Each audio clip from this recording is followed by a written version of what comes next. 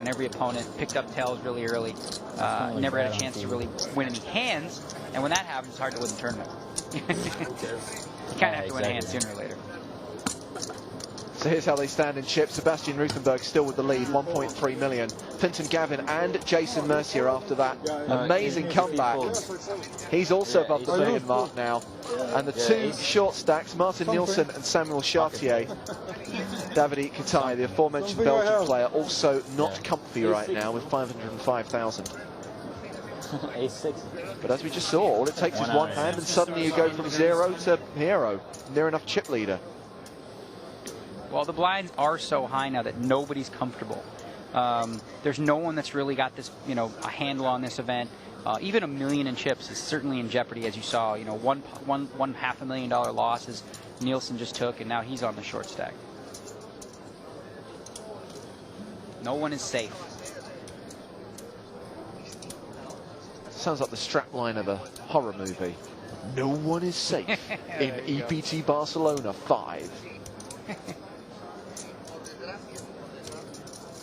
This is the final table, of course. We began a few days ago with 619 players. These are the last 8. Go ahead and pass over to Daniele.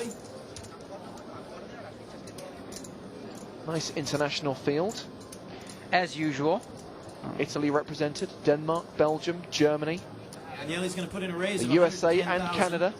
Yeah, you got a little North American action there. They were both at the bottom of the heap at one point. Fenton and Sebastian to fold. Same with Martin over to Davide on the button. We have had a run of North American EPT champions. I think it's probably about time that we had one title stay in Europe. You'd think so, yeah. Dren will give up the small. And Jason's going to let him have it. Matthias Reis gets through, and he will take in that pot. So two players that were short, Matia and Mercier, all of a sudden in the thick of things. Tables are turned. 400. Keep those questions coming in for Daniel Negreanu. Nuts at EPTLive.com as I leave you in the more than capable hands of Nick Wellthorpe. The bumbling hands of Nick Wellthorpe. Hey Daniel, how's it going? How you doing, Nick? I'm good. You've been well? Good. Did you go to the little boys' room while we were gone? Is that where you were? What, with the excitement? Well, that was an amazing turn of fortune for Jason Mercier. Yeah, as I said, I'm pretty certain that the rest of the table was not happy to see that. I mean, Jason Mercier was the chip leader for a lot of it. He told me this morning he lost a couple of sick coin flips. He did. And that's where he got short. So now that he's back up near the top, you should expect to see him get more involved and likely be the aggressor at the table.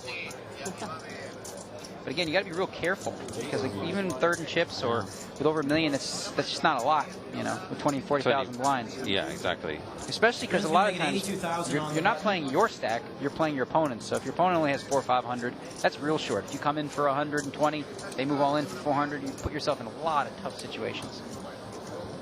Spots where you're forced to guess. I'm sure you may have already covered this. If you have, that's fine. But have you played with any of these players?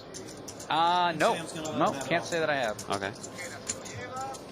The best I can give you is I've spoken to Jason Mercier a little bit, and that often gives a little information how someone thinks and how they play poker. And as I said, I just picked him now after he won that pot because I think that he seems to quote unquote get it, if you will. Right. Well, yeah, he was playing really impressively yesterday. He built a chip stack without showing down a hand too often, and just kind of grinded out a big chip stack until he lost that big hand. There are some players here with some wins. Jason's obviously been here before. He winning San Remo, so that always helps. Some players are not comfortable playing on television. Their first time there, they're a little, uncomfortable, play a little differently than they normally would. But having done it once already, that gives them a little bit of a comfort, if you will. Yeah, absolutely. Guys, nuts at EPTLive.com to get in touch with us. Take advantage of the fact that Daniel's here. He won't be here forever. And I would take advantage and try and improve your tournament game. We've got one of the best tournament players in the world sitting right here, and he's going to answer your questions. Yeah, what more do you want? A couple, here and there. See what I can do. There's a suitcase full of money. It is money. It's not that one where they put the money on the top and then there's just blank paper. Blank paper in the middle. Sam's going to push all in from the small blinds. All in for Chartier from the small blind against the big blind. Deuce 3 suited, though. Deuce 3 suited. He's going to go ahead and let it nut pass, low. though. Well, that's a big win. You know, that's frankly a big win. Covered also. He was only down to 357,000 and really just had to move all in there with almost any kind of a hand. But you always want to pick it up. You don't really want to get called, even if you have a hand like ace-10. It's clear that in a situation like that, rather than be 60-40 ahead, you'd rather just win what's there.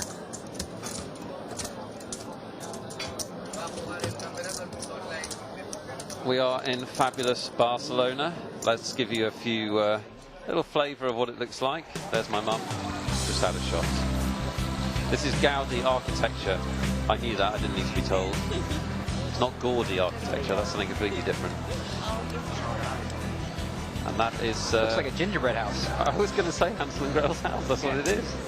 You can eat the top of it. That's, you will hurt your gums. Gaudi architecture, something that Barcelona is famous for, and a ruddy big cathedral. I haven't seen that. That's pretty. Martin and Davide will pass over to Dren. Ruthenberg is going to raise under the gun, our chip leader. And the player with arguably the best tournament pedigree at the table, him or Jason Messi.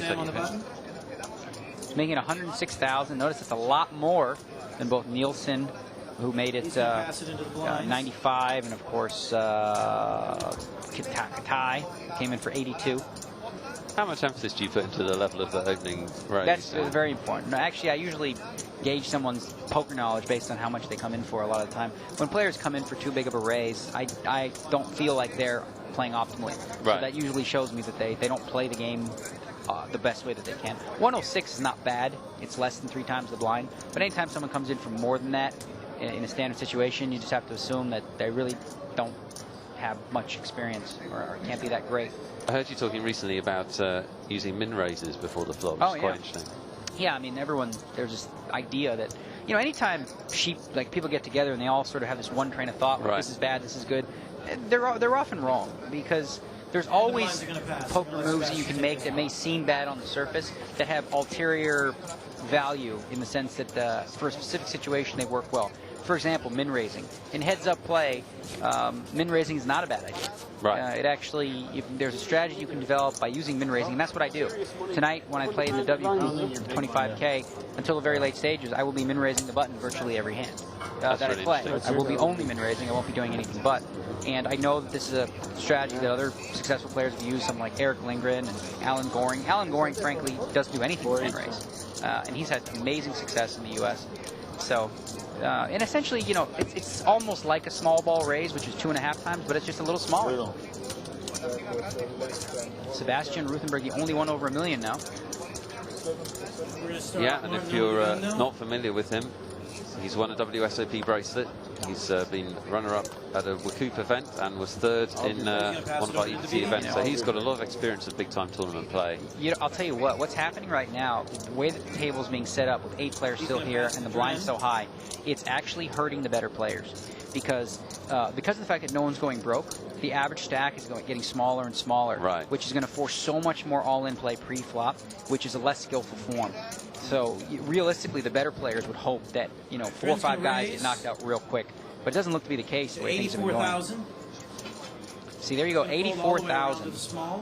We saw 106,000 raise, and this is just 84,000, which essentially will act just the same as a 106. Very similar. It will give you the same kind of knowledge, except when someone re-raises you all in, you save yourself 22,000. All right, that's and that adds up. You know, stuff adds up. Well, the only thing you do is you give the big blind a really good price to call. But that's a good thing a lot of the time, because you give him a good price with like 8-10 offsuit or something like that. Then he has a difficult time playing after the flop. Right. So I don't mind it at all. It's essentially trying to steal it for as cheap as you can. And if the big blind calls, oh well, he got stacked first. Yeah. And if he folds too many hands, he's making a mistake. If he calls with marginal hands, he may make mistakes out of position. So it's a win-win-win-win-win all the way around. You're going to start an epidemic, you know that, don't you? Well, I mean, people are already doing it. You know, most of the better players in the world today, you don't see them raising more than 3 times the blind. It's rare. Generally staying between 2.5 to 3. I mean, I'm going to go even lower. I'm going all the way down to the min. Soon it'll be the 1.6 times. Right, that'll be in fashion. We got a question from Andrew Day in Dublin. Hello, Andrew. He says he's loving the coverage, so thank you for that. Could you ask Daniel if it's a good idea to talk at the poker table? Phil Helmuth never shuts up and has the most bracelets, so there we are. Does this not